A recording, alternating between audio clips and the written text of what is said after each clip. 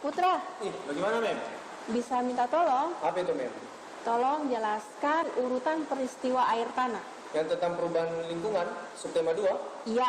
Oh, pas sekali saya sedang belajar tentang hal itu, Mem.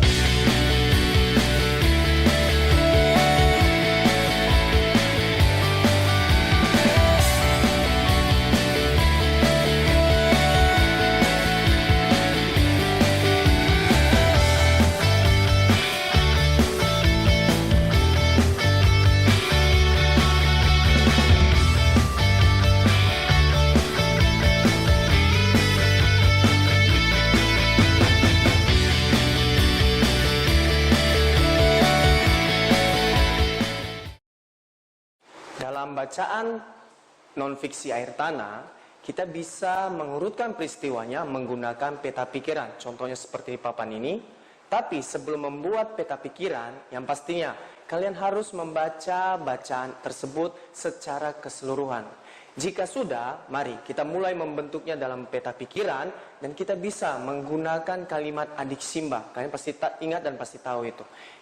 Kalimat tanya yang pertama, kita bisa membuat apa pengertian air tanah. Yang kedua, kita bisa membuat kalimat tanya bagaimana proses terbentuknya air tanah. Kalimat tanya yang ketiga, kita bisa membuat dengan apa saja yang mempengaruhi ketersediaan air tanah. Dan kalimat tanya yang terakhir adalah siapa saja yang bertanggung jawab untuk ketersediaan air tanah. Itu adalah salah satu contoh cara-cara membuat urutan peristiwa untuk bacaan teks non-fiksi. Bagaimana, Mem, penjelasan saya? Sudah Pak, sudah jelas sekali. Terima kasih syukur banyak kalau Pak. begitu. Oh ya Pak, by the way, katanya Bapak mau buka usaha kah? Ya, rencananya begitu, Mem. Mem bisa kasih saya saran? Oh bisa Pak, tapi mungkin ini juga sangat membantu untuk Bapak. Oke, saya siap mendengarkannya, Mem. Jadi, di sini ada dua jenis usaha, yaitu kelompok dan perseorangan. Dua jenis usaha ini dimiliki oleh swasta dan negara. Yang pertama adalah jenis usaha kelompok, yaitu usaha yang dimiliki dan dikelola oleh kelompok, lebih dari satu orang, mau 2 orang, 3 orang, atau 10 orang pun juga bisa. Ciri-ciri dari sini, jenis kelompok ini adalah memiliki modal yang besar, resiko ditanggung bersama, keuntungan dibagi dengan pemilik modal. Pengambilan keputusan harus disetujui bersama. Contohnya adalah firma, CV, PT, koperasi, BUMN, dan BUMD. BUMN dan BUMD itu dimiliki oleh negara. Sedangkan usaha perseorangan yaitu dimiliki oleh pribadi, satu orang saja. Ciri-cirinya, keuntungan dinikmati sendiri, keputusan bisa dilakukan kapanpun. Kemudian, resiko dan kerugian ditanggung sendiri. Modal, kreativitas, dan jenis usaha itu sangat terbatas. Contohnya di sini adalah bidang pertanian dan perkebunan, bidang jasa, bidang perindustrian, dan bidang perdagangan. Itu Pak penjelasan dari saya, semoga membantu ya Pak. Saya sangat tertarik, sebenarnya saya akan melakukan yang apa Mem bisa sampaikan. Tapi ngomong-ngomong yang di kepala itu apa Mem, bisa jelaskan? Ini tadi saya ada buat aksesoris ini untuk persiapan acara adat di keluarga suami saya. Karena suami saya orang Papua Pak, dan saya sangat bangga sekali ya dapat kesempatan untuk belajar tentang adat istiadat Papua ya.